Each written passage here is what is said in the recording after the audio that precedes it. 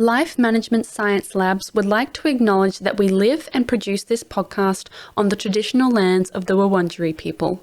We'd also like to acknowledge the traditional owners of the lands of our listeners and our international colleagues.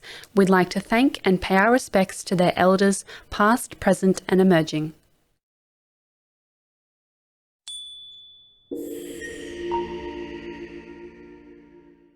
Hello everyone and welcome to Work in Progress, the Personal Productivity Science Insights podcast produced by LMSL, the Life Management Science Labs. We are champions of life management science, providing structured insights informed by science and inspired by practice on key aspects of conscious living. Each week, we bring you scientific and practical insights on each element with the expert knowledge of professionals in the field. Let's get started. Hi everyone and welcome. I am your host Tia Harmer and today we are going to be discussing workplace productivity and rejecting the traditional 9 to 5 p.m. I'm here with Donna McGeorge. Hi Donna, how are you? Good, thanks Tia. How are you? I'm good, thank you. Thank you so much for being here. Pleasure. For those who don't know you, do you mind explaining a bit about who you are and what it is you do? Sure. So essentially I'm a productivity author and expert. What I'm passionate about, though, is helping people manage their capacity so that they have the right amount of thinking, breathing, living and working space to be able to show up as their best selves in whatever context they need to. So, as I already mentioned today, we are discussing workplace productivity.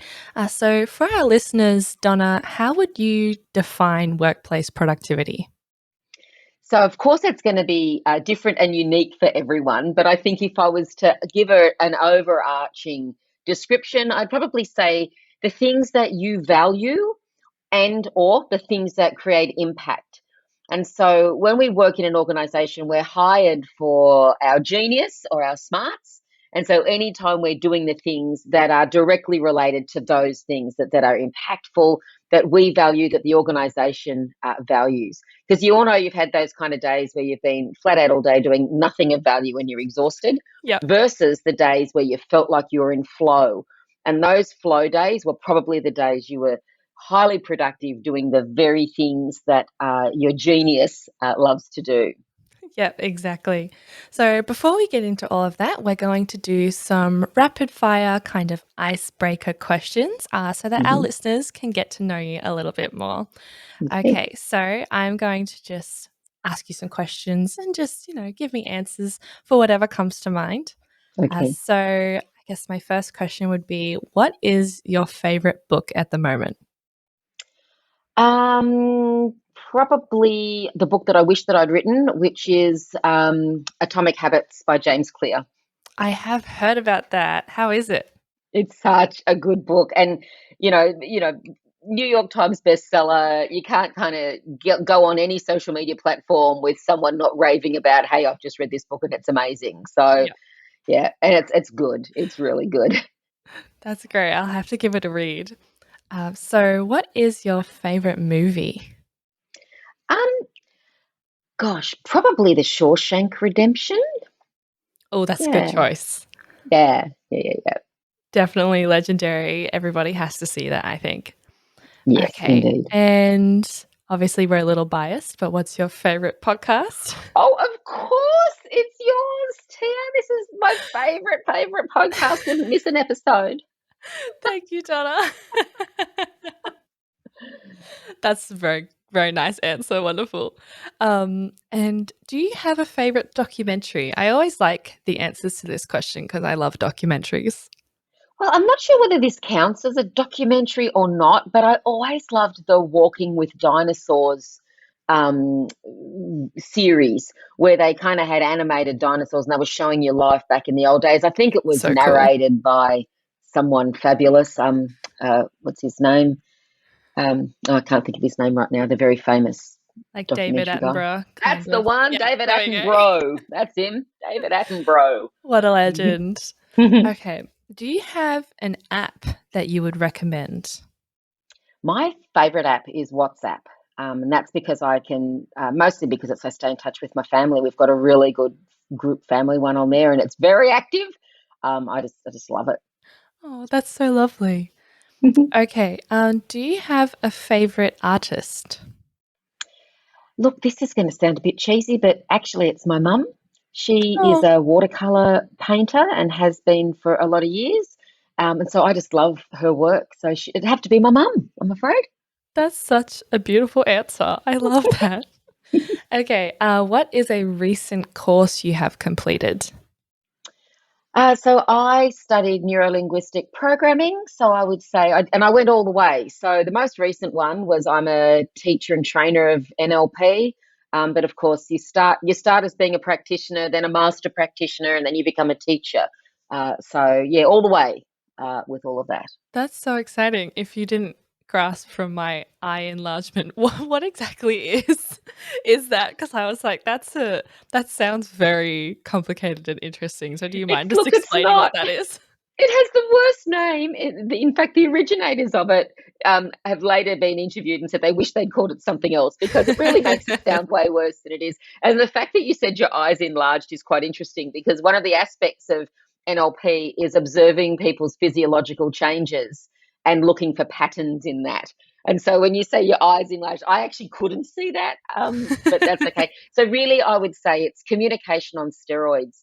And one of the originators says that to really just describe it, it's, how does it work? It's basically you just watch and listen because people tell you everything that you need to know if you pay close attention and you listen, and then you can use that to communicate more effectively. 100%. I completely agree. Okay. And our last question. What is an event that you have recently attended? This can be in person or online, considering the Well, circumstances. actually, it was online and it was my cousin's wedding. Oh, And it was the first time I did a wedding virtually. wow. And it was so lovely because there was a whole bunch of us that were also online and we'd all created little grazing platters and had our champagne ready to go. And we watched the ceremony and someone was walking around so that we could kind of mingle as well. It was really well done and it was a lovely ceremony. That's so nice. Yes, people have definitely come up with incredible ways on how to keep people connected during this interesting time. So Yes. yeah, that's beautiful. Wonderful. Well, thank you so much for answering those questions. So now we're going to get into what I would describe as sort of a quick breakdown of your personal habits when it comes to workplace productivity, because I know I'm interested, and I'm sure the listeners are interested too, as to what practices the experts actually use when it comes to productivity. So, my first question would be, what is the practice that you do to improve your productivity? There's so many, but I'll start with the one that I think has the greatest impact for me, which is something called wiping the mind. And it's every morning. It's almost like a meditation, but every morning I write down everything that is on my mind. I empty out my head of everything it's thinking about, and it's not just tasks. It's not doing a to-do list. It's literally. So, for example, right now my mother has been a bit unwell, and she's fine. Everything's fine. But what's on my mind is I hope my mum's okay, and I need to give my dad a call, and Yeah. I've got to ring my sister. So there's a few things that are on my mind around that, and so I would just write it all down. It's like a stream of consciousness. Just write down everything that's in your head. Now, out of that, there will be some tasks to do out of that. It'll fall out of that. But for the most part, the reason I do it is because the human mind is for having ideas, not storing them. And so the more I can get out of my head, out of the head, down through the arm, out through the pen and onto the paper, it clears up capacity in my brain to be able to think, solve problems, and just be my best self. Great. Thank you. So, are there any challenges that you face when you do this practice? Look, it really just is about the discipline of it. So sometimes I sit to write down, and I mean, first of all, I've got to do it every day, and I do. It's a daily practice that I do every day.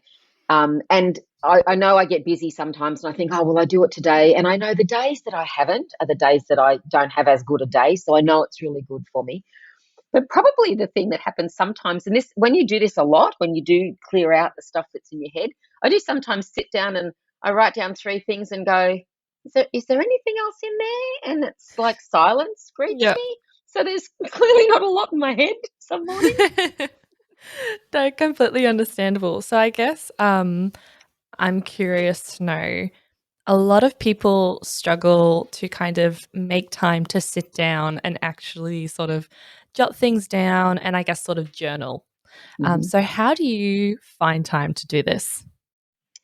Well, first of all, I pay attention to the clock in my body, not the clock on the wall. Yeah. So I know based on my rhythms and my body clock that I'm a morning person. So I'm typically up early and I'm at my best self, in terms of my mental alertness in the morning. So I protect that time like it's really valuable real estate. And I don't give it away. I don't share it with others. I'm very reluctant to take too many meetings or engagements before, say, 9 or 10 o'clock in the morning. I do protect that morning time, and so Mm. that's when I do my morning rituals, and it's everything from going for a walk with my dog, doing my wipe the mind, looking at my day and planning ahead, thinking about what preparation I might need to do for a podcast like this. What do I need to think about and prepare for? And that has become such a habit of having that time protected. It's a bit like if I don't do it, it's like missing breakfast. The day's just not a good Yeah. one if I don't have that time protected. That's wonderful. I think that's such an important point that we can all take away is just making sure that you allocate that time to yourself, whether it's in the morning or in the evening, just making sure that you have that time to sort of sit down with yourself and just decompress. I try to find time in the evening, especially around dinner time, where I don't look at any screens and I just sit down with like my diary or my journal and just sort of jot out things that I'm thinking about and things that I have to do, and that's really important, whoever you are. If you have kids, trying to find that time for yourself, or if you, work an intense 9 to 5 job, just making sure that you, yeah, find that time. So, would you recommend this practice to everyone? Yes, and you just raised an interesting point. So, because I am a morning person and I like to wipe my mind before the beginning of the day, you just described maybe journaling and capturing your thoughts more at the end of the day. And I would recommend either. So there's benefits. So the benefits of doing it in the morning means that my head's clear and I'm good to go. The benefits of doing it in the evening means you're emptying out your head in the evening, which means you're more likely to get a better night's sleep because you won't wake up at 2 in the morning with Mm, that thing that very I'm thinking important. about, right? So absolutely, I'd recommend either strategy. Wonderful. So, based on your experience, do you have any other recommendations to combine with this practice or to improve this particular practice? Sure. Look, obviously, once you've emptied stuff out of your head and you've written what's on your mind down, the natural next thing is to do some version of a to-do list. And so for me, again, because I work with the clock in my body, not the one on the wall, I assign my tasks according to certain times of day. So after I've wiped my mind, I look at the list and go, right, here are some things that require high levels of intensity. So my brain needs to be switched on. So I'll do that first thing in the morning and schedule that. And it can be over the next few days. It doesn't have to be everything done that morning. So over the next few days, Mm, these are the things I want to do in the morning. And then I'll have things that I do after lunch. They're very routine because my energy levels are a bit lower. My mental alertness isn't as high. So I've got a whole bunch of routine tasks, which are usually things like, follow up on this, call someone about this, book something here that I don't need much brain power for. And then, of course, in the very last part of the day, I'll do the things that are going to make the next morning better. So anything that my future self will thank me for. So I'll plan ahead. I'd sometimes do meal planning. I always plan my wardrobe. Um, so there's ways in which we structure our day so that we, get the best return on our energetic input, based on our body clock. You've brought up a really interesting point there in terms of you said going with the clock in your body, not the clock on the wall. Is that something that you've sort of always innately done, or is that something that you've like had to actively bring into your life? I've always known I've been a morning person. I get up early and I go to bed early, so I am a morning person. It started to come about when I started to research things like neuroscience and things like your chronotype and what it meant for different things. And then I read a really interesting book that started to talk about when was more important. So what's important, but when it was more important. And there were certain times for Mm. certain things. So, for example, with exercise, it's generally recommended the best time of day for exercise is at the end of the day or late afternoon, early evening. If you want to lose weight, though, the best time to do it is in the morning. And then certain foods are better to be eaten at certain times of day. And that got me very interested in, I wonder if there's certain tasks then, how does the brain work around that? And of course, it's aligned that mostly from about I don't know, from waking to about midday, we've got high levels of mental alertness. From about midday to about 3 o'clock, we've got good physical dexterity. And then towards the evening is when our cardiovascular is in its best shape, which is why exercise is a good time to do that. And so when I started to think about that and work, I thought, why would we be doing email first thing in the morning when that's really a routine task that we could do in the afternoon, when we could use the morning for our more important and impactful, higher priority kind of Mm. work. So that's it's kind of work. I mean, of course, I've been practicing it myself now for about 5 years, and I love it. Love it. That's wonderful. Yeah, I think that'll definitely something that I'll keep in mind in the future. Yeah, working on my own clock and not the clock on the wall. That's great. Thank Mm. you for that. So now we're going to get a little deeper into sort of the nitty gritty of workplace productivity and what that means and how to be your most productive self at work.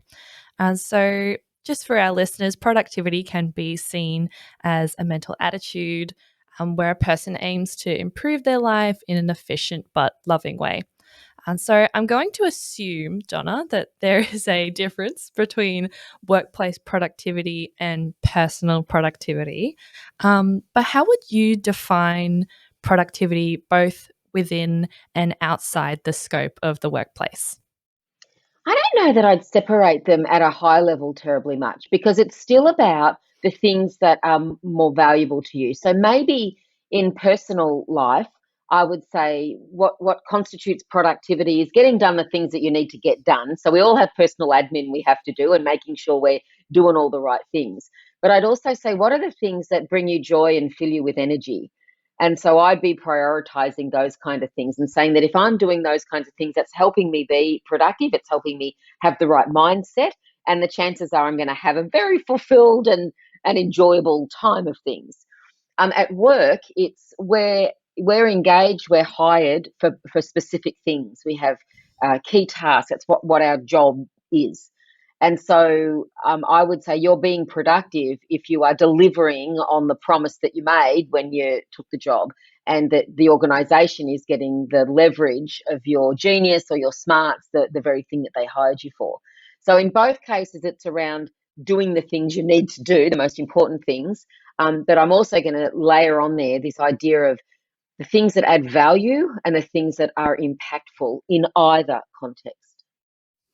Great. So there was a study conducted by Cornell University and University of California, and they found that the main issue with task management wasn't prioritization, but the required effort to actually conduct the task efficiently.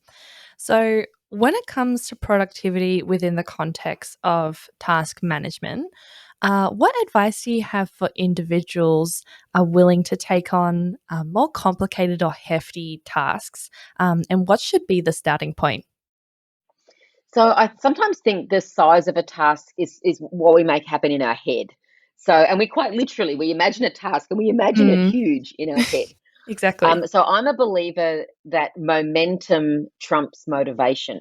And so when we've got a really big task, sometimes we're waiting to feel motivated to get into it or something like that. I'm going to say, no, don't ever wait for motivation because it may never come, particularly if you've got it coded as something very big. So I'm going to always say there's always just a starting point and it'll be something super small. And because momentum trumps motivation, typically when we make that first, we break it down into its smallest possible chunks, and then we just start with one. And typically what happens is we think, I'll just do this bit. And that's when motivation starts to kick in. Now I'll do the next bit. Oh, now I may as well do the next bit. Oh, and before you know it, you've achieved a whole pile of stuff. So I'm a big fan of chunking things down into the smallest possible form. And in terms of getting it, like if it's a big task that's going to take several months, I always ask myself, what do I need to get done in the next 2 weeks? And Yeah. and I think about the aspects of the work that have to be done just over the next 2 weeks. And then I'm at the next week now and the next 2 weeks. And it kind of then just creates this kind of flow on effect with that, Yeah, with the smaller exactly. tasks. Yeah, so just like making sure that you're staying present and thinking about what you can do for yourself sort of today to help yourself tomorrow. And yeah, I think that's really helpful what you said in terms of breaking things down. I know when I face a hefty task, I think I'm only looking ahead in terms of how much work I have to get done, and it can get a bit overwhelming. And Mm. obviously, the general person tends to freak out when they're given this big complicated task because you start to sort of doubt yourself and whether this is achievable. So I think it's really important what you said in terms of breaking things down into smaller chunks, and just, ticking those things off and, feeling like you've achieved something, which is a Absolutely. great starting point. So according to Dr. David Cohen, to-do lists can tone down anxiety. They provide structure and a plan to stick to and sort of act as proof of our achievements, like we just said. So, do you think to do lists are needed to be productive, and do they have a lifespan? First of all, I love to do lists. I'm a list person. I have lists all over the place. Yeah, same. And I also like checklists. I find so they're quite a different thing. There's to do lists and then there's checklists. So checklists are routine tasks, making sure I've ticked everything, and they help me again. If we think that the human mind is for having ideas, not storing them, it helps me not have to remember things.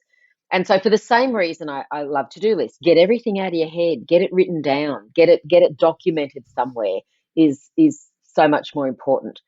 But in terms of lifespan, I would say I don't think there's ever going to be a time when they're not useful. So in terms of generally the lifespan of a to-do list, I think they're always useful.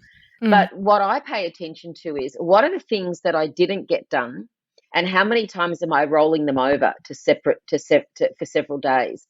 And so I think there's a lifespan of a task, and the lifespan of a task shouldn't be more than 3 days. If you haven't done it in 3 days, you're never going to do it. It's just not going to happen. Or yeah, if I say you haven't done it in 3 days, you're never going to do it. And then you'll say something like, but I have to do it. I'm like, then do it right now. yeah. So you either do it right then or you just delete it. So that's how I think about it with my work. So I'm kind of curious. A lot of people have differing opinions on whether it's more helpful to write things down, like manually with a pen on a piece of paper and have that to do list there, or whether to use a platform like an organization platform on your phone or on your computer. Which one are you sort of more partial to? I'm a pen and paper kind of gal.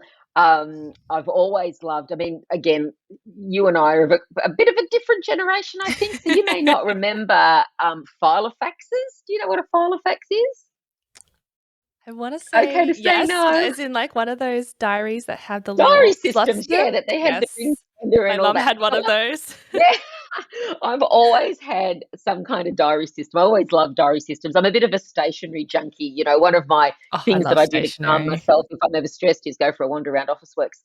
And so I do have a system that I use, and I designed it for myself for my own use. And in my to-do list is not a big long list, as some people might expect. My to-do list is split over time.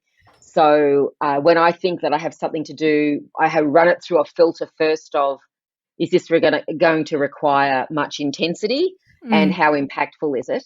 And so, which is return on energetic investment. And so I then I write it in my planner according to what time of day is the best time for me to do it. yeah. That's interesting. Yeah, I think there is, like you sort of said, there is obviously those generational differences where people are going to prefer to write things down or, going to type things on your laptop or your iPhone. I guess I love writing stuff down with a pen. I feel very productive and like, very organized when I write things down in my diary. But the only problem I tend to find with that is I'll be out somewhere, like I'll be on the train or I'll be, running to a work event or something like that, and something will spark in my head like, oh yeah, I need to do this. And at that moment, like, I just feel like I'm not the kind of person who could just sort of lean over and write something on a notepad. Like, I just sort of type it into my phone as I'm running, um because otherwise I will completely forget about that task. So I think as much as I love writing stuff down on paper, my phone and those like organization apps, like I use Notion. Do you use Notion? No, I'm not familiar with it, but I'm going to wildly agree with you right now because I don't carry my planner with me everywhere I go. Really? And so I just use the Notes app on my phone. If I'm out somewhere and I suddenly remember something, I'll whack it in Notes. And then when I get home, I'll transfer it if I need to. But often my list, so I'll often get inspiration just like, I'm out shopping or out wandering the streets, and I'll suddenly think of things like, oh, my sister would love that for Christmas or her birthday. So I have lists set up in Notes that if I, for birthday gifts and Christmas gifts, and I can whack it in there as soon as I see it. So I think our phones are an extraordinarily good device. And if you find an app that works for you, I fully endorse that. My experience, though, is when it comes to things like journaling or wiping the mind and getting things out of your head, first of all, you have to have a system. That's the first thing. Secondly, a lot of the research, now I can't cite one for you right now, but I do know I've read a lot about the idea that writing things down clears the head better than typing. So I do know that. So even from a journaling perspective, people find they get a much better result from journaling when they write versus typing their journal. But here's the thing. Journaling's so good. If you prefer to type, do it anyway. Just type it if that's what you really Yeah. want to do. Either way is really good for you. They just say writing's a little bit better. Yeah, exactly. I think when it comes to things like journaling, where I'm expressing my sort of feelings and inner thoughts, I find it much more helpful and relaxing when I write it down on paper. I find it very sort of a bit more tense and formal if I'm writing it on my phone. I feel like my phone is there for sort of work things, organization, or communication, and YouTube. But when it comes to kind of looking after myself, I tend to steer away from technology, and to sort of making sure, like I kind of mentioned before, taking that break from the screen. And I think journaling, especially because you tend to be sitting there for like a while, at least a solid like couple, like 5 to 10 minutes, sort of sitting there and kind of writing stuff down and processing things, and I try to make sure that I'm not staring at a screen during that time so I can just sort of be by myself. So, yeah, I think both are equally as important, but they are sort of, I use them for very separate things, if that makes sense. It makes perfect sense. And I applaud you for minimizing your screen time. Yes, something that I think everybody could do. I was on the train this morning and everyone's got their head in their phones, and I was just like really trying to make sure I'm consciously staring out the window because I know I'm going to be looking at a screen for the rest of the day. So I think it's pretty well understood that as humans, we tend to prioritize more urgent tasks than those of lower importance, obviously. But this often leads to us sacrificing deadlines over workload.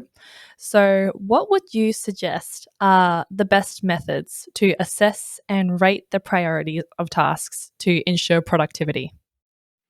Yeah, so this idea of urgency and importance has been around for a really long time. It was first talked about in most popularized, I should say, by Stephen Covey in his 7 Habits of Highly Effective People book.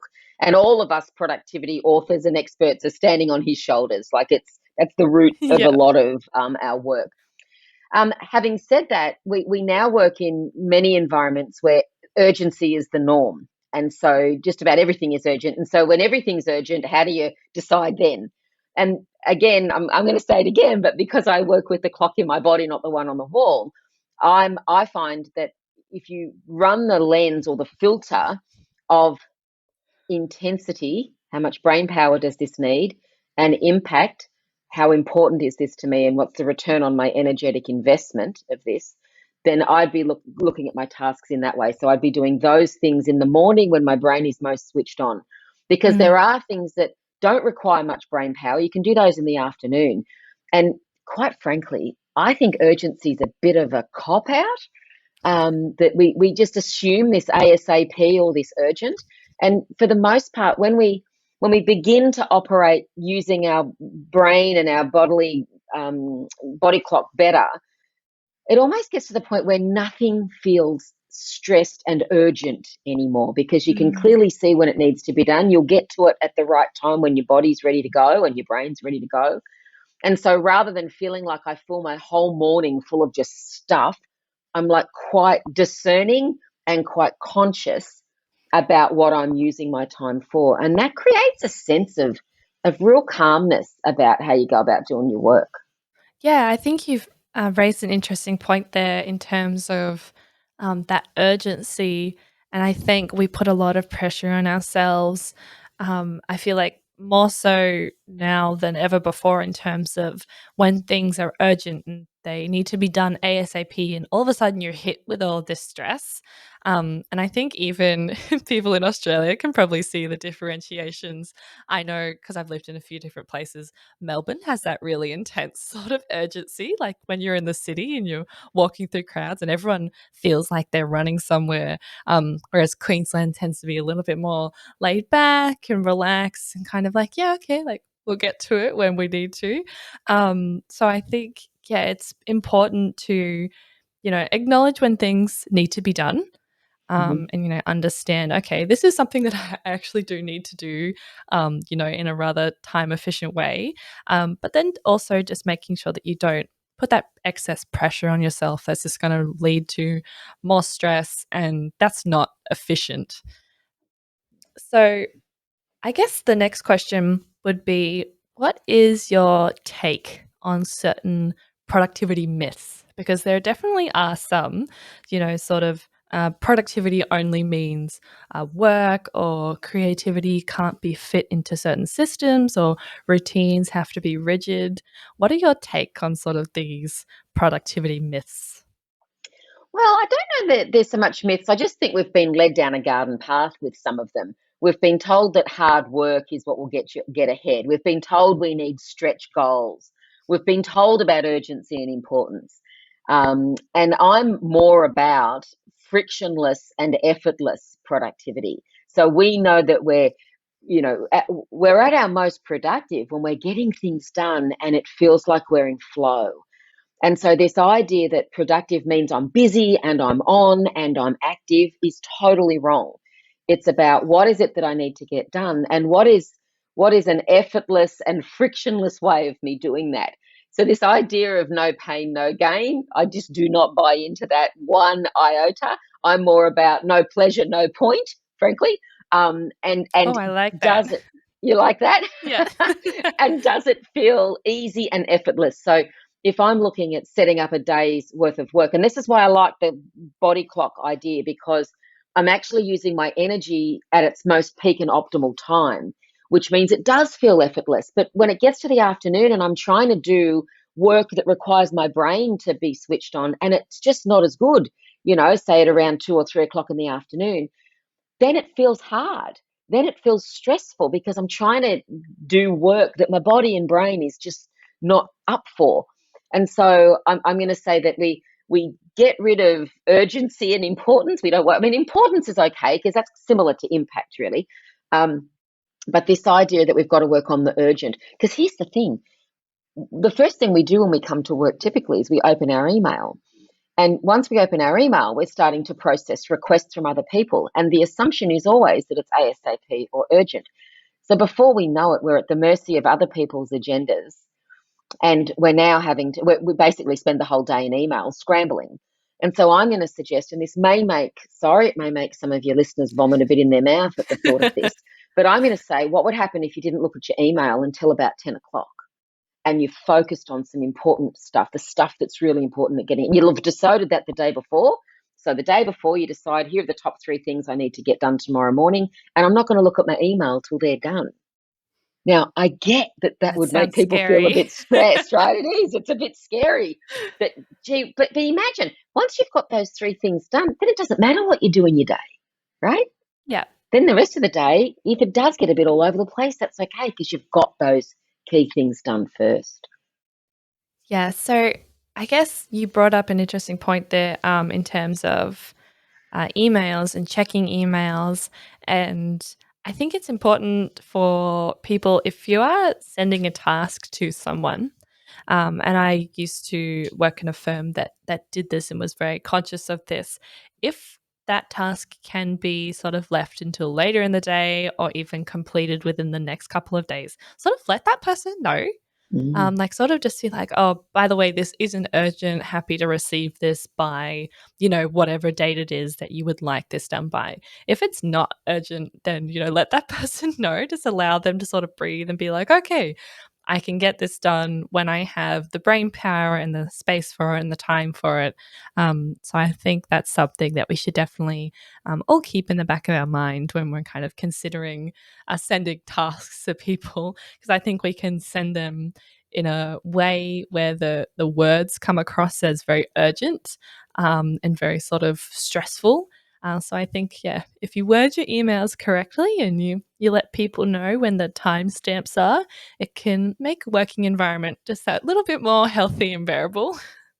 I completely agree. And particularly in organizations where there's a hierarchy or power structure, is that we often just assume that if something's come from someone senior, they expect that it's done urgently. So I think there's a real onus on leaders in organizations to do exactly what you talked about. Hey, I need this done by Friday is fine. That's it's as simple as that, right? And it just starts to alleviate some of the pressure for their peeps. Exactly. So, a study conducted in Korea found that working longer hours than the standard working hours, which is that 40-hour week, has been associated with significant health issues, productivity loss in employees, and with that loss vested through presenteeism. So, what advice do you have for employers and employees undergoing such a challenge in terms of, having those extremely long working hours? Well, it's not so much working hours. I think we're about to see a bit of a revolution around working hours. And it's interesting that you cite a study in Korea because Korea and Japan, they have very long working hours. In fact, Mm. there's even a phrase in Japan. The word is karoshi, which is death from overwork, and it because they work such ridiculously long hours. Having said that, um, I don't know if a Korean company's done it, but I know in Japan, Microsoft in Japan has been doing working with the compressed work week or 32-hour work weeks. And I'm a huge advocate of that change. And particularly over the last 2 years, where we've seen our working hours and we've got a real opportunity now because, remote Mm. work, hybrid work, the anywhere, anytime kind of framework means we can think very differently now about our working hours. I mean, the current model that we have, this 8-hour workday or 40-hour work week, that's a throwback to the Industrial Revolution. So if you say that we're still working, an hourly structure that's a couple of 100 years old with Yeah. modern day technologies and understanding, it just makes it sound ridiculous, doesn't it? Mm. So I'm a huge fan of the 32-hour work week. I think it's possible. I know it's possible. I do that myself, and I encourage my clients to do that as well when I'm coaching them around how can you achieve more by working less hours, and it is just so possible. So my next question kind of touches on that, and we've discussed this a little bit. So, according to a Forbes publication, the pandemic acted as, like you said, a huge eye opener for many people regarding their reflection on their lives and the work that they do. And this sort of led to an exodus of a lot of resignations, and it was termed, the Great Resignation.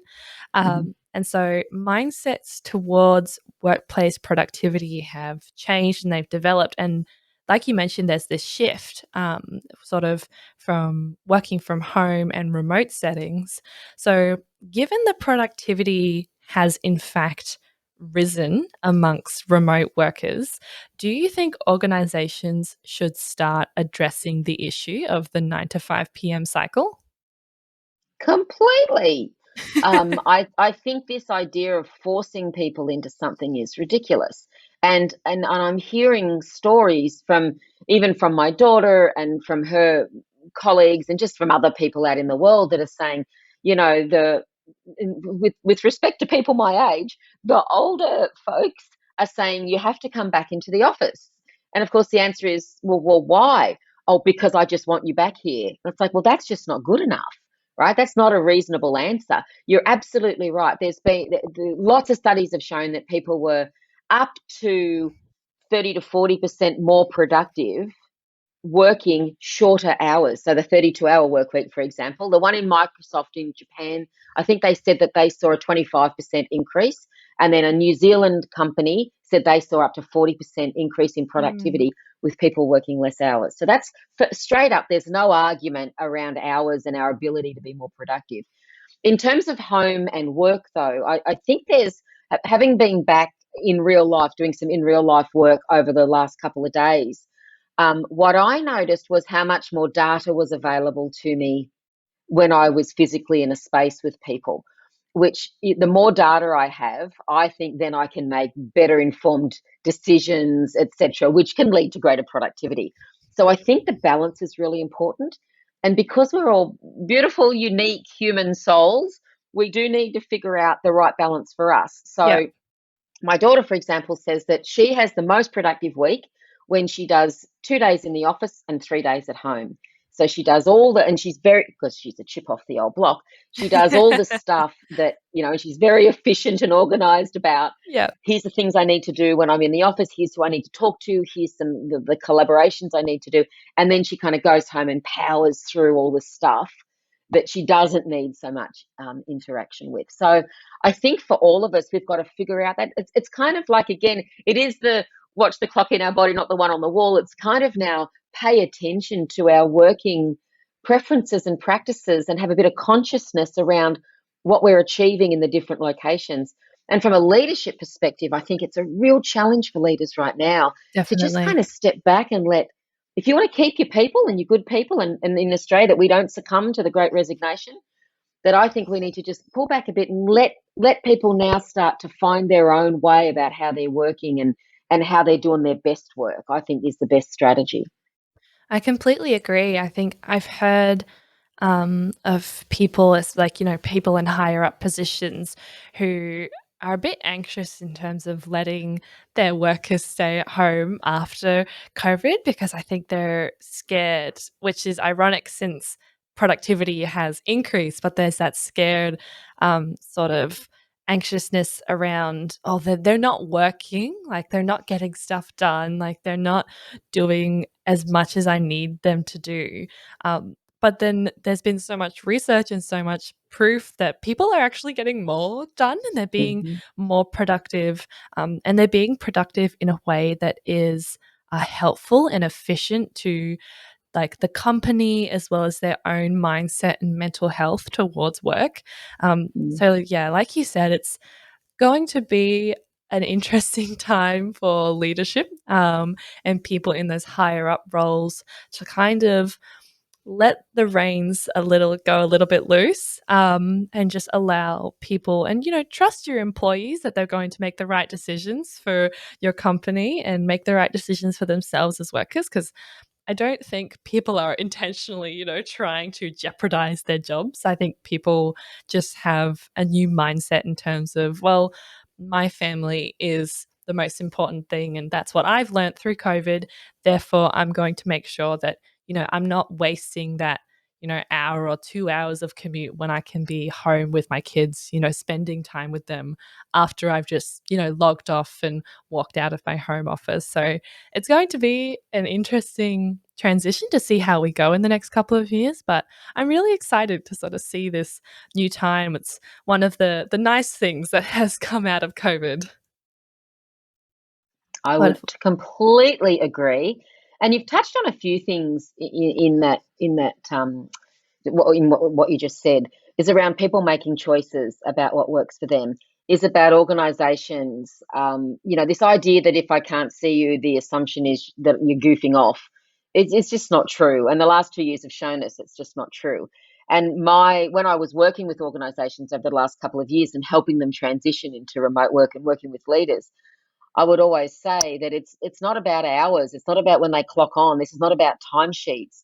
This is about you telling them and sharing your expectations around what it is you need them to do. And then they do that. And if they don't do that, then you have a conversation. But I also said that everything's amplified. So the kinds of people who would goof off working from home were probably goofing off in the office too. And so it just made it feel a bit more amplified when there was a bit of distance. So you're absolutely right. It is a really interesting time. I think maybe not a revolution in work. We might be seeing more of an evolution as we take, a bit of a Venn diagram of the remote, what we've learned over the last couple of years and what we love about, the human connection that we have when we work with great colleagues, and what's the overlap there that we can work with, that hybrid overlap. I think that's going to be very interesting to see how that all pans out, I think. Definitely. So with this working sort of shifting from, the office environment to the home environment, for many, there are these boundaries between work life and personal life that are starting to get a bit blurred. And it can be difficult for some people to unplug after finishing work, especially given, you're in the same space. And a lot of the time, that space that you're working in and resting in is your home. So, how can people create a distinction between work time and resting time, even when they physically exist in the same space? They're going to have to make the space somehow separate. So what we're talking about here is contextual markers. So the easy thing about going into an office is the contextual marker is home, I go to work. They're the contextual markers. That's the context that I'm in. So when we have it at home, we've got to be very careful that we have a discrete place for work. Now that could be the end of a kitchen bench, a dining table, a work from home desk, if you're fortunate enough to have a spare room, whatever your conditions are. But you have a very discrete and distinct place that's where I do my work. And it shouldn't be the place where you normally relax. And so don't take your computer to the couch. Certainly don't take it to the bedroom. Very guilty of Because that. that's where you want to rest, and the couch is where you want to relax. And so I'm going to suggest that you always have a discrete place for work. Now, another colleague of mine, because contextual marking is also in the head. So the mental boundary of I've knocked off work versus I'm still at work versus knocked off work. And so there are things that we can do, like getting changed. So I know a lot of us just wore active wear for the last 2 years. Yes, Or we definitely. just got changed. We got dressed from the waist up, and some people would tell me that they would spend all day in their pajamas. And for me, that was alarm bells, because pajamas that's a signal that we're getting ready to wind down for the day. And so what happens is, if you wear your pajamas all the time, your brain, I know it sounds a bit trite to say this, it's just one example, but it's almost like your brain says, that's now all blurred, that's now all mixed up for me. I don't know, am I meant to be relaxing? Am I meant to be sleeping? Am I meant to be working? And we can sometimes have trouble turning off.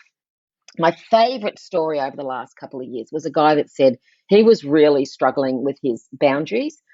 And so at the end of he was working from home, and at the end of his home day's work, he would pack up his laptop, stick it in the laptop bag, go out for a walk around the block, come back, leave the laptop bag at the front door, and now he'd finished work. That's wonderful. And the next morning, he'd get up, pick up his bag, go for a walk around the block, come through the door, and now he started work. And it's a double whammy. He's got his contextual markers in place, and he was getting a bit of outdoor fresh air, bit of exercise as well. I loved that idea. Yeah, I think that's an incredible idea, breaking that sort of space up with exercise in between. I think, some people do that in the morning when they go and, work out in the gym before work. And it just sort of resets your mind in the morning and in the afternoon. So I think that's something that we can probably all implement. Is just, closing your computer, whether you want to take it with you or not is optional. But, just going for a walk and just sort of resetting and then entering, your home space in a different mindset. So we've talked a lot about sort of workplace productivity in the home and outside, in the office, etc. But task management is probably one of the things that people struggle with the most. So task management can be defined as the process of monitoring a project's tasks throughout its stages from start to finish, which touches on what we've first spoken about. So, what, in your opinion, are the best sort of benefits of task organizing and managing? And how important is it to sort of compartmentalize and organize your tasks? Probably the biggest benefit to task lists and to-do lists and compartmentalizing and setting yourself up in some kind of system is the notion that making progress visible is a highly motivating thing to do. Dr. Jason Fox wrote a great book called The Game Changers, where he talked about motivation and what he basically he was looking at games like Candy Crush. What is it that gets people addicted and wants to play Candy Crush? Yeah. And what he found was that it's the two key things was purpose and progress. And so, provided we know, so in terms of task management, tasks are kind of the nitty gritty of a higher level thought around a project or a big thing that we're delivering on. And so, provided we're clear on the purpose, what's the outcome of all of this? By the end of 3 months, what do we want to have seen happen or change or whatever? And then there's a series of tasks we perform towards that. He would say keeping that progress visible in some way, which is why it's so satisfying when you tick off or highlight a done task. And I'm sure there's people listening right now who are a bit like me, who sometimes get to the end of the day and they look at their task list and then they remember 3 or 4 more things that they've done, add them to the list, and then tick them off straight away. It's like, and so what we're doing here is we're also activating our dopamine, which is telling us that and serotonin, the feelings of well-being and satisfaction from a good day's work and getting tasks done. So I think making progress visible is really important. And I think these task lists and task management methodologies help us with that. And that's what really helps us feel like we are being productive and we are on top of our work. Wonderful. Thank you so much for answering all of those questions. So, we're going to switch over now into the open mic section. So, this is the part of the show where I sort of hand it over to you and allow you to talk about whatever it is that you sort of want to talk about in terms of what you're passionate or whatever it needs to be. It doesn't have to be related to the topic. So, is there anything that you sort of want to bring to the floor and discuss with our listeners? Well, one of the things that I'm very curious about at the moment is the state of boredom. And I've been doing a little bit of reading. So it is kind of related to productivity, but it's actually more about the downtime and how so many people say, I can't sit still, I can't stop. And if I do stop, I feel bored. And then what is that state of boredom feel like? And so boredom typically feels like a state of restlessness. So I sit in the chair and I'm kind of, fidgeting and I'm looking for something to do and my brain's going, a million miles an hour, etc. And some of the research that's coming out now about boredom suggests that that very restless feeling that you have is a sign that you need to take a break, which is really weird, right? Interesting. And I'm still getting my head around this. So I try to take a break. I feel bored, and that feeling of boredom is saying you need to take the break, right? I get all of that. But the other thing they're saying is the restlessness that you feel is because you've doing activity and doing stuff, as I said earlier around, to-do lists, the dopamine hit that you get from ticking something off and that feeling of satisfaction, we become addicted to that. And so unless we're doing stuff all the time, we're missing out on that dopamine hit, which has us feeling useless and has us feel like addicted people not getting their hit of whatever it is they want to get a hit of. And so I'm fascinated at the moment about downtime, about boredom, about alpha brain waves, the brain waves that we get into when we're in flow and when we're doing our hobbies and when we're daydreaming, and also the therapeutic benefits of daydreaming and of actually of boredom. So that's stuff I'm playing with at the moment that I'm very curious about. And the the connection to productivity, because I can't not connect it back, is it looks like the more downtime you have, the more daydreaming you do, the more sitting in silence you do, the more productive you'll be when you decide to put your mind to something. Interesting. It sounds very counterintuitive. Sort of when you're bored, you should take a break. And I'm like, well, I'm only bored when I'm not doing something. So Mm-hmm. how exactly does this work? And I wanted to sort of track back to something that you brought up before in terms of motivation. I find when I'm personally bored, it's because I'm feeling that lack of motivation to get up and go and do things. And you touched on this before in terms of not relying on motivation, because very rarely is that just sort of going to appear, and sort of just getting on and doing it, and just sort of making sure that you're progressing towards the end task. So what advice, I guess I would ask now, what advice would you have for people who are sort of a bit worried about their lack of motivation to Mm. do tasks, even if it's tasks that you are interested and passionate about? Sometimes you're just not really feeling up for it. Do you have any advice for people who feel like they can only do things when they are motivated to do them? You hit the nail on the head. Motivation. If you're waiting for motivation, you'll be waiting for a really long time. And so, in some respects, it is a little bit of a cop out. I'm not doing things because I'm waiting to be motivated. I'm like, nope. Momentum trumps motivation. And in fact, momentum often precedes motivation, or activity precedes motivation, if you will. So I have to tell you, as someone who's written 10 books, I don't always sit down at my typewriter and feel compelled, or my keyboard compelled to write a book. It's not like the muse descends and boom, I can bash out 30,000 words. Yeah. Just about every author I know, and I've got quite a few friends who have written books as well, and we all talk about the same thing. We nearly have to force ourselves to sit down and say, I'll just do 500 words today. Because if I do 500 words today and I do that for 10 days, I've got 5,000 words that I can Mm. then edit. And if I do that for 20 days, you can do the maths. We just get about it. And in 90 days, you can have a book written and ready to go and ready to be edited and published. But to say I'm just not motivated to write a book, as just to use that as an example, is, well, no one is, not even Stephen King, who's one of my my favorite. He's kind of my role model, if you will.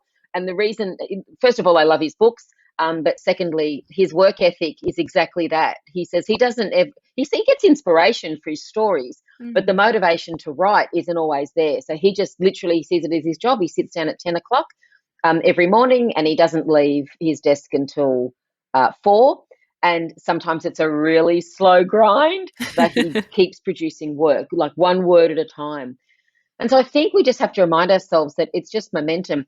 Over the last couple of years, being in and out of lockdowns and isolation periods and all that sort of stuff, there has been a general malaise of Mm. people feeling demotivated and really sometimes not even feeling like getting out of bed.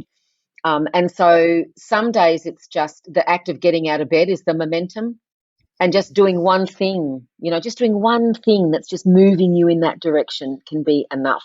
So I think take pressure off yourself and the world around motivation, and just think, what's the one thing I could do today that just keeps this thing moving? And for me, what happens is I do 500 words, and the 500 might be a bit of a grind, but then suddenly it becomes 6, 7, 8, 9, and before I know it, I've sat at the keyboard for a good 2 or 3 hours, and I've produced maybe 2 or 3 thousand words in a sitting, because the momentum got me moving. Yeah, and I completely agree. You just sort of have to get that momentum going. And I read a quote the other day, and it's just stuck with me. And it says, "Small progress is still progress." And I think that's such an important thing, whether it is related to workplace productivity, like we've been talking about, or whether it's just related to, something you're working towards mentally or physically. Small progress is still progress. You're just sort of taking those steps, whether it's, you kind of want to go to the gym, but you don't want to go in for like, a massive 2-hour session. Just getting yourself there, like, congratulations, you made it. Like, you took that step to actually get to that place. So I think definitely something to keep in mind is, small progress is still progress. And yeah, I love that quote. It was in like cute little like yellow box in like cute yellow writing as well. And I was a bit partial to like so nice design of things, and having things sort of look aesthetically pleasing. Um, which I think is actually, something interesting, which I'm interested to get your opinion on about now that I've brought it up.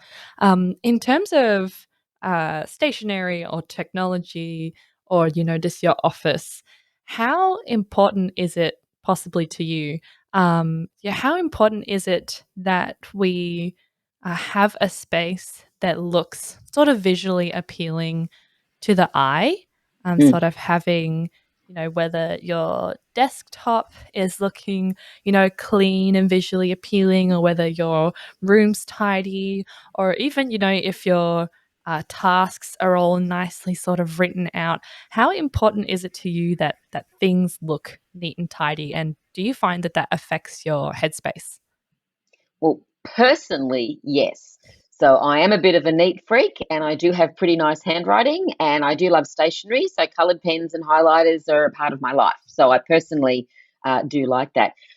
Having said that, when I was researching my latest book, The One Day Refund, when I was looking at the place around living space and working space, I started to uncover that having a clean and tidy space is actually really important for productivity, and Yeah. having feeling like you've got ample space around you is really important for productivity.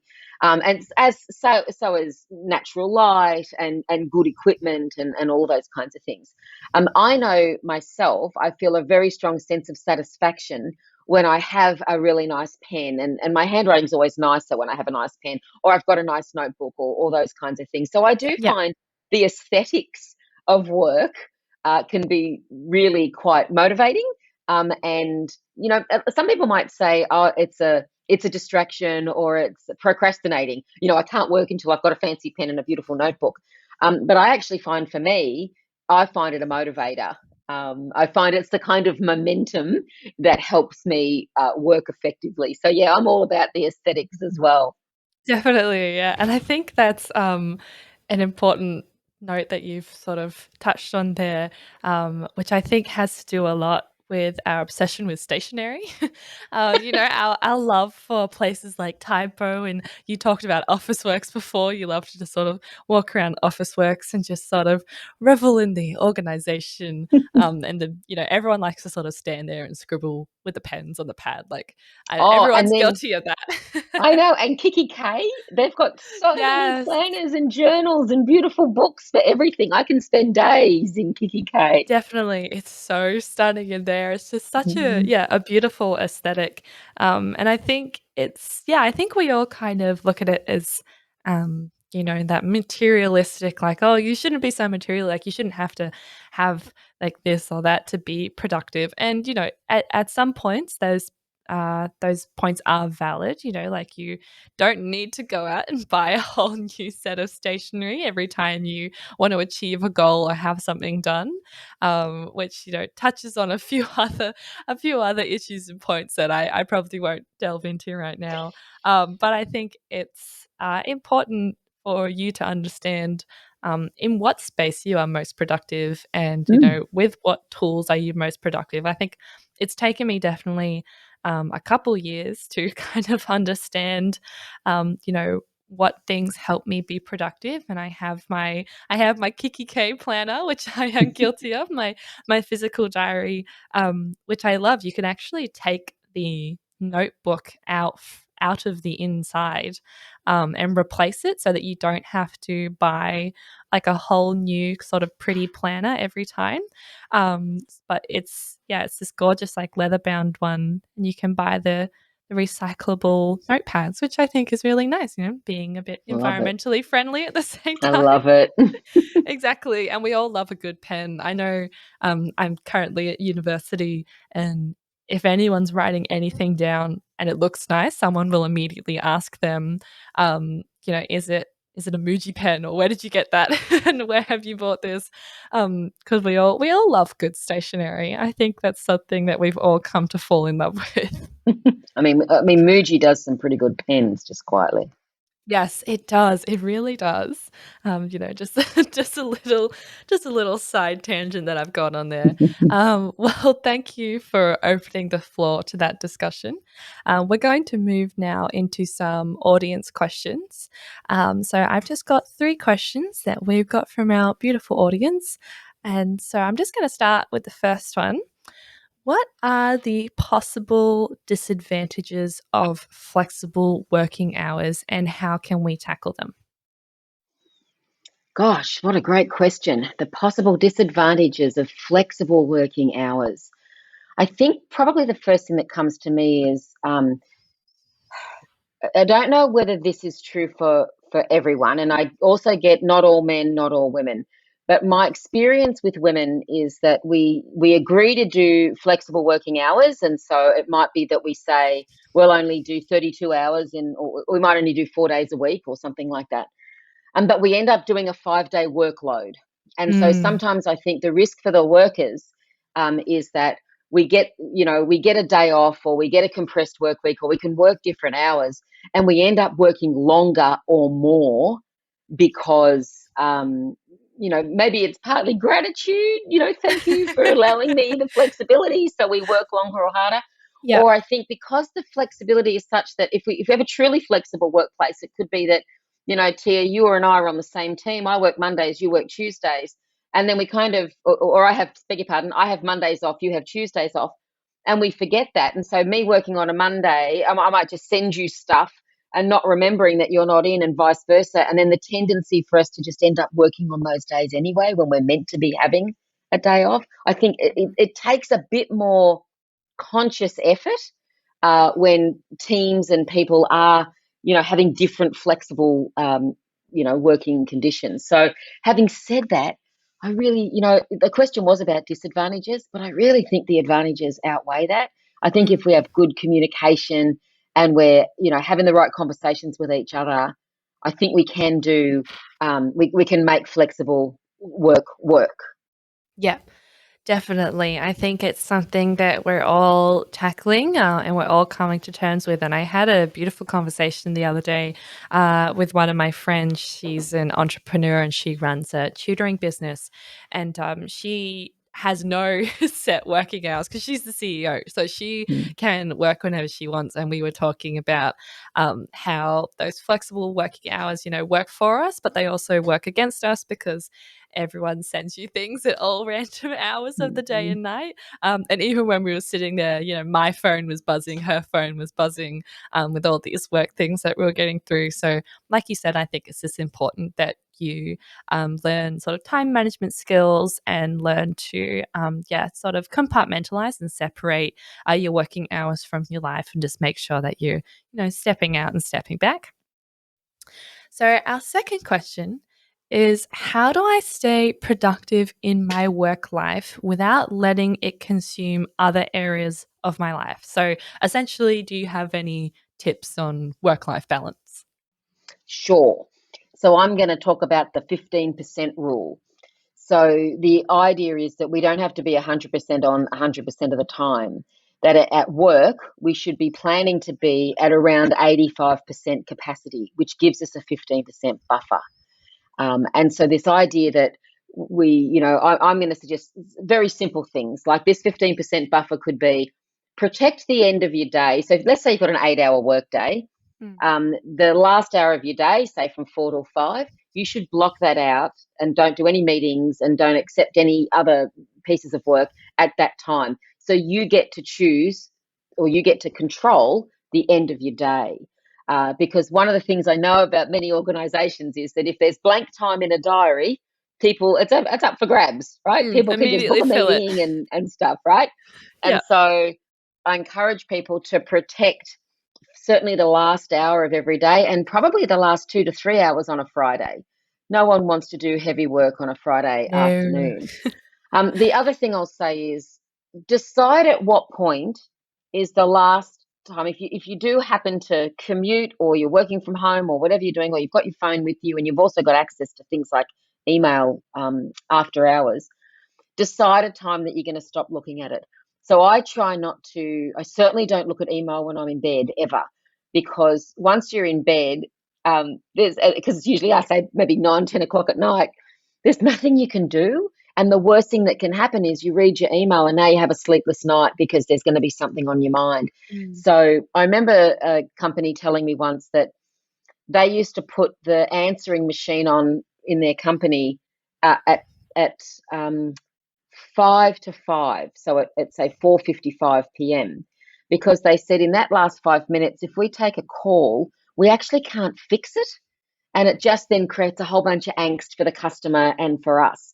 And I feel a bit the same with email. You should stop looking at your email at, let's say, 6 o'clock at night, because you can't do anything anyway, and all it's going to do is create for you a sleepless or anxious evening. So I'm going to say protect in your calendar the last hour and stop looking at email after a particular time of day, because you can't do anything about it anyway and it'll just mess with you. Yeah, exactly. I think, yeah, like you said, making sure that you have that sort of separation between, certain times, but also, yeah, just not looking at your emails, because then you just get stressed about things for no particular reason and there's nothing you can do about them in that moment. That's it. I think as humans, we really struggle with that concept, but we're getting there. We're working on it. We're working on it. So our third and final question is essentially two questions. So how far ahead should we be like setting goals? And what makes an unrealistic goal? Okay.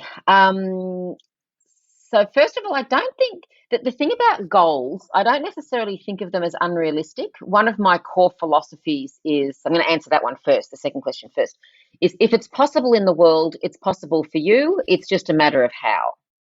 So let's just say I wanted to set a goal to go to the International Space Station.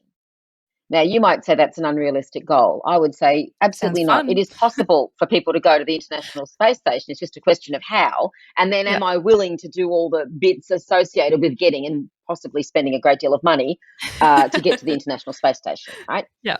So that's the first thing.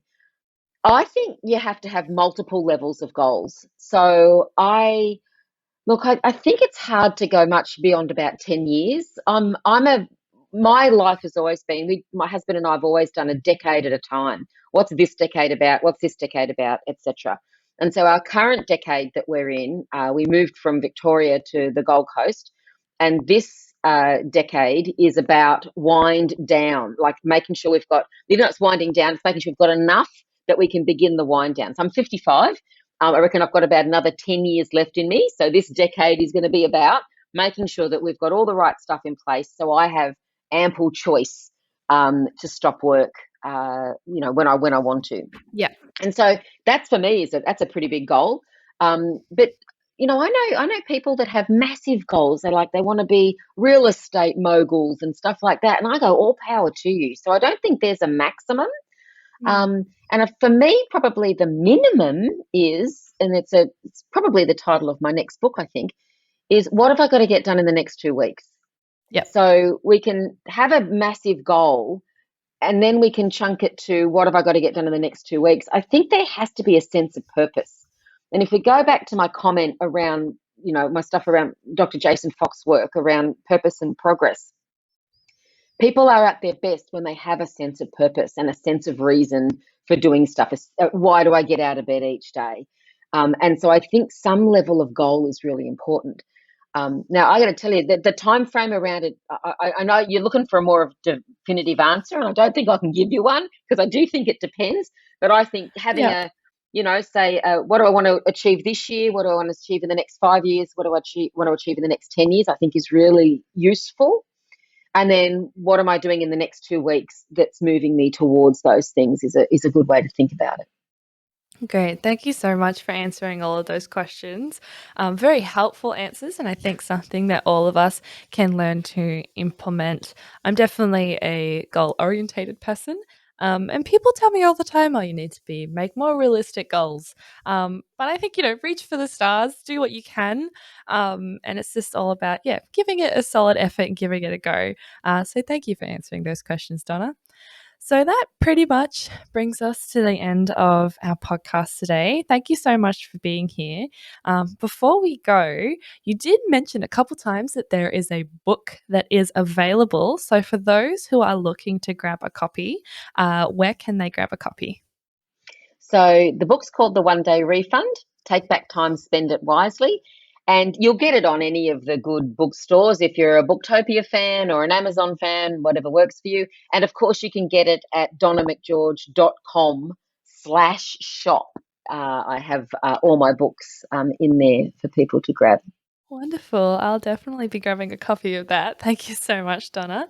And to all our listeners, don't forget to like and subscribe on whatever platform you're listening on. And we'll see you next time. Thank you. You have been listening to Work in Progress, the Personal Productivity Science Insights podcast produced by the Life Management Science Labs. Listen to episodes from LMSL's 10 Life Management Perspectives on Apple Podcasts, Google Podcasts, Spotify, YouTube, or other podcasting apps on your smartphone. If you enjoyed this episode, please consider rating our show, sharing it, and subscribing to our channel, as it helps others find us and us grow to bring you more quality resources. More of our work can be found on our website at pp.lmsl.net, where you can join our movement. I'm Tia Harmer. Thanks for tuning in.